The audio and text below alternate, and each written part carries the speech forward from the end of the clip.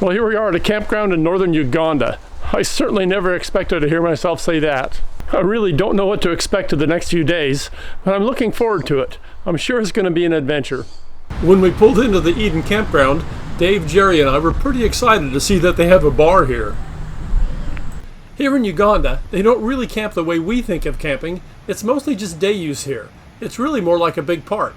We set up our safari truck in the parking lot, only to find that what they called two-person tents could really just fit one person comfortably. Luckily, they have these little thatched roof huts. This is how people really camp here at Eden. Leaving the rooftop tents to Jerry and Dave, Diane and I rented this hut, and Henry rented another. It was pretty basic but comfortable, and the whole bathroom is the shower, which we found to be the usual here in Uganda. About halfway between our safari truck and the parking lot and our hut is a table and chairs underneath a thatched roof. We used this as our kitchen and dining room, and it's where we spent most of the little bit of free time we had in camp. On our first morning here, we drove the narrow, bumpy dirt road to the chairman's house. We wouldn't be doing any work today. We were here to meet the chairman and some people from the village, and to get our first look at their well. After driving a short distance, we parked at another home, but we weren't there yet. We still had to walk down this narrow, overgrown trail, and finally got our first look at their well. In Uganda, they seem to use the term well for springs or other surface water.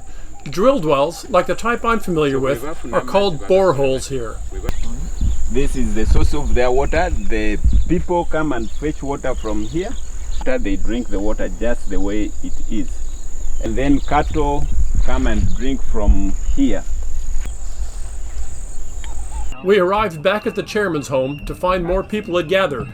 While I'm sure they had seen white people before, we were the first white people to visit their village. There were, of course, speeches by the chairman and other community leaders, and then they treated us to some of their traditional dances and celebrations, as well as demonstrations of traditional crafts and customs.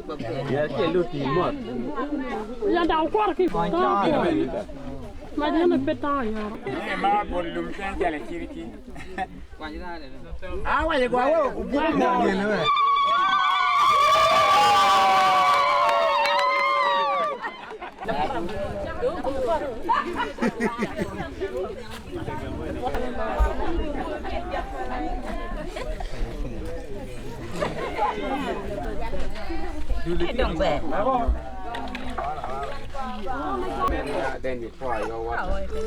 After pour, you make it cold.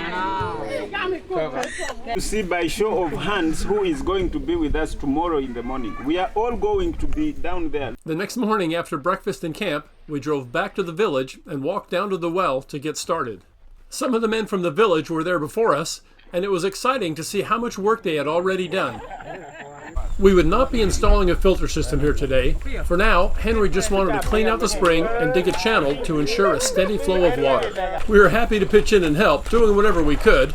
We didn't come all the way to Uganda just to watch, but the men from the village really did most of the work. For now, we just want to get all the mud cleaned out of the well. In the future, it'll be lined and covered, and then a solar pump installed to pipe the water up the hill to where the filter will be located. In the morning, on our way to another project in the area, we stopped by to see how it looked. We were happy to see that the well had filled and water was flowing nicely. We were nearly out of bottled water and didn't really have anything for lunch, so before moving on to the next project, we drove to the nearby town. And the water was no problem, but in such a tiny town, we just couldn't seem to find anything that we could make for our lunch. Then we spotted the street vendor making Rolex. Rolex is kind of the Uganda national food.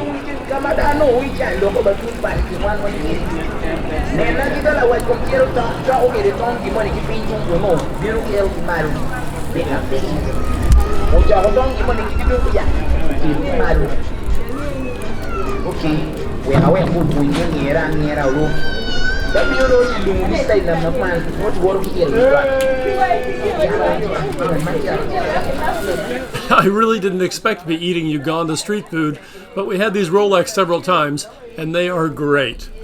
There's no plumbing in the villages or small towns, even in parts of the cities. All of their water has to be carried to their homes, sometimes over fairly long distances. This site has obviously had a lot of work done sometime in the past. The pipe coming out of the wall has been temporarily blocked while work is being done. The first problem was really maintenance. The concrete structure and the drainage channel had filled with silt over the years. All of that silt had to be removed to restore the drainage, then pulled back from the edge so it wouldn't wash back in during the rainy season. Once the channel was clear, the plug was removed. Quite a bit of water had accumulated behind the wall. The flow should slow down quite a bit once it drains out. The other problem they had here was cattle walking right up to the water source, even right down the stairs, contaminating the area. Henry's guys built these brick walls that will keep the cows out, but allow people to safely access their water. Henry had accomplished everything he wanted to on this visit to the area, so we headed up this trail for the last time. We're going to be leaving here tomorrow, but our day isn't over yet. We stopped at the local primary school, where we got to meet the staff, and we gave gifts of maps, wall hangings, books, and even gold star stickers. Then we drove back into town, where we visited the government center, and we got to meet some of the local leaders. The next morning, we loaded all our stuff into the safari truck, wedged ourselves in the back seat, and got back on the road again. Well, we got so lucky with those little huts they have that we could rent. There was nowhere else to stay anywhere near here. Finding out that we were the first white people to ever visit their village and having them welcome us by showing us demonstrations of their traditional celebrations and their traditional crafts, that was truly a once-in-a-lifetime experience. Part of our adventure is finding out that if we don't start the safari truck every 12 hours or so, the battery dies. Yesterday we had to push start it to get going. We are going to be leaving here soon, and we do have some driving to do, but we're going to take a few days off to relax and have a little fun for ourselves. I'll show you what that looks like next time we talk.